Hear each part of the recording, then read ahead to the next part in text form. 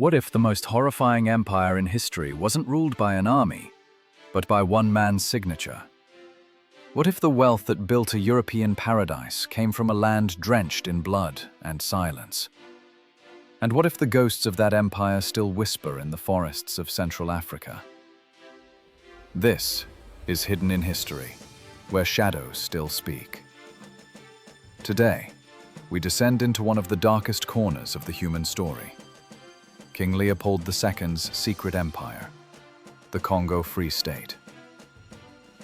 It's a story of greed masked as civilization, of profit extracted through pain, and of millions who vanished without ever being counted.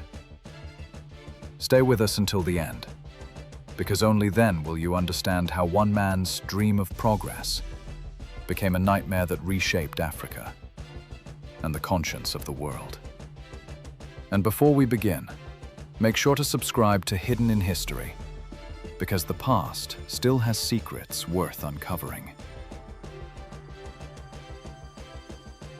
Europe, 1884. The continent is electrified with a fever called empire. At the Berlin Conference, men in tailored suits and waxed mustaches bend over maps of Africa like gods drawing the borders of creation. Among them, one man smiles quietly. King Leopold II of Belgium. His country is small, a dot compared to Britain or France. But his ambition is boundless. He wants an empire, not for Belgium, but for himself. Leopold convinces the world he's a humanitarian. He tells the other powers he will bring civilization, end the slave trade, build schools and railways in the heart of Africa. He calls it the Congo Free State, a land of liberty. But what he builds instead is a private kingdom of terror. Hidden behind the polite speeches and treaties, Leopold creates the International Association of the Congo, a front that lets him claim 2.3 million square kilometers, an area almost 80 times the size of Belgium. He owns it personally, like a plantation. No parliament, no constitution, no limits. He has found his gold mine. But it isn't gold, it's rubber. At the turn of the century, the world runs on rubber. Cars, bicycles, telegraphs, machinery, all need it. And in the deep Congolese forests, wild rubber vines grow in abundance. Leopold sees not trees, but currency. He declares that all unoccupied land belongs to the state. And since his state is himself, the people are suddenly trespassers on their own soil. He divides the territory into zones and hands vast regions to concession companies, each given the right to extract ivory and rubber for profit. The system is simple. Every village must meet a quota of rubber each month. Those who fail are punished. At first, soldiers of the Force Publique arrive politely, rifles gleaming. Led by white officers and African conscripts, they issue orders. Then, when the quotas are not met, the real face of the empire shows. Women are taken hostage, villages are burned, men are whipped with the shikot, a cruel whip of raw hippopotamus hide that tears flesh to the bone. Every bullet fired must be accounted for, with a severed human hand. In some villages, baskets of hands are piled high, rotting in the sun, as proof that no ammunition was wasted. This is Leopold's Free State. The population collapses under forced labor, starvation, and disease. Families flee into the jungle. Entire communities disappear.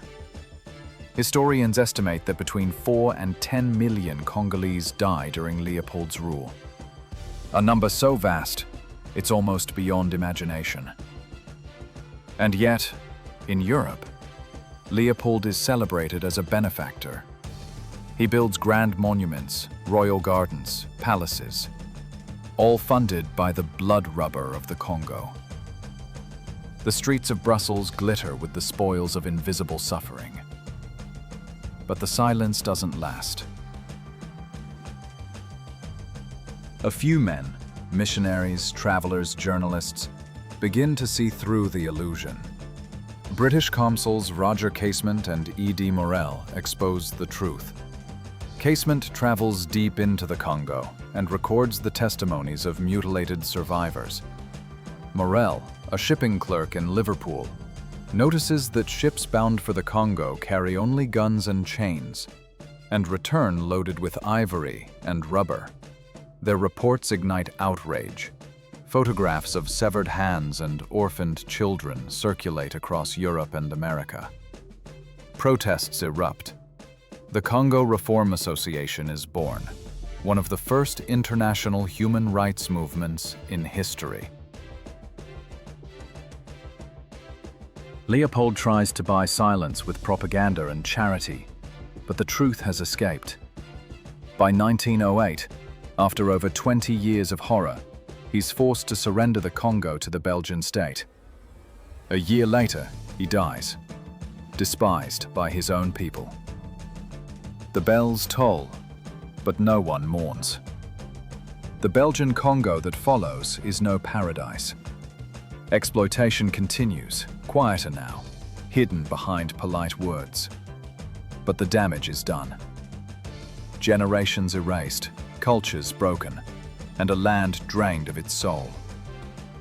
Its rubber, ivory, and later, its copper and diamonds, all flow outward, enriching Europe while the Congo is left in chains.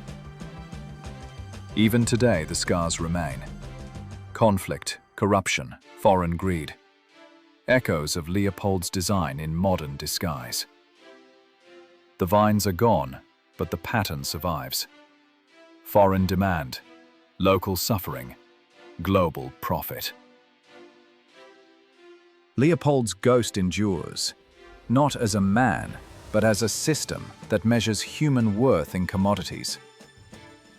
History often crowns monsters as visionaries, calling cruelty progress. But in the Congo, the shadows still speak, whispering of those who bled for another man's dream, of forests that remember the cries no one heard.